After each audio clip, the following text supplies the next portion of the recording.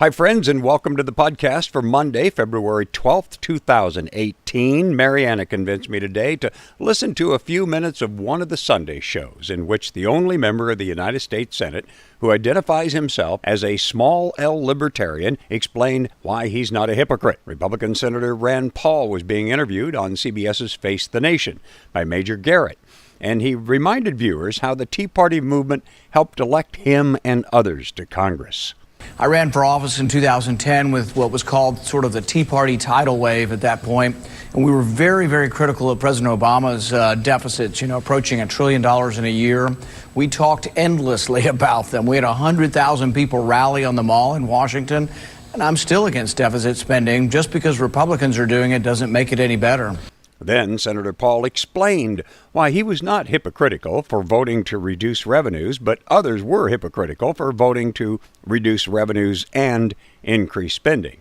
I think if you're for tax cuts and for increasing spending, that's hypocritical. But if you're for tax cuts and you're also for cutting spending a corresponding amount, I would offset the tax cuts with spending cuts. And there are a few of us that would actually do that. When we had the budget deal that lowered the taxes, I also had an amendment to look at and try to control entitlement spending at the same time to pay for the tax cuts. But interestingly, I could only interest 3 other Republicans. We had 4 votes total to try to control entitlement spending, and that is where the money is. And that's sort of my point, Senator, because you know where the votes are. You know the votes are there for tax cuts. You know they're not there for spending cuts. So isn't there any part of your voting pattern that is irresponsible? I don't think so, because, I can only control how I vote. So I voted for the tax cuts and I voted for spending cuts.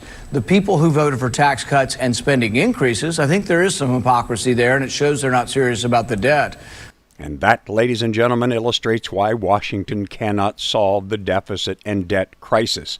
The most libertarian member of Congress, who acknowledges he got elected by railing against the debt, is able to rationalize his vote because he's only, half as hypocritical as those who took 2 votes, not 1, to add fuel to the debt bomb this year.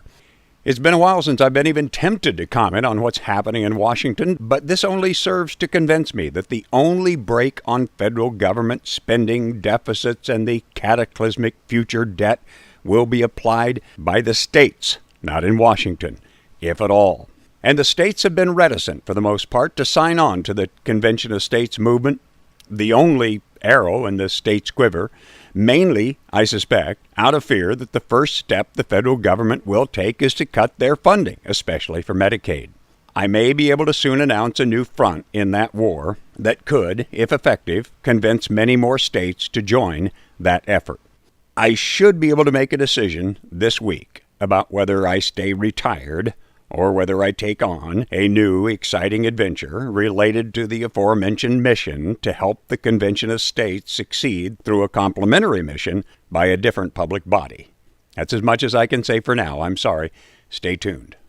I'm going to be gone for a couple of days. If all goes as planned, I'm flying to Omaha Thursday and returning Saturday or Sunday. So the podcast will take a couple of days off Thursday and Friday. Just wanted to warn you in advance. And I'm going to have to cut this short due to other commitments, but don't forget the answers to problems created by Washington will not be found in Washington, but they can be found in Tennessee.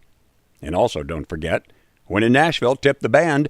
I'm Ralph Bristol at your service.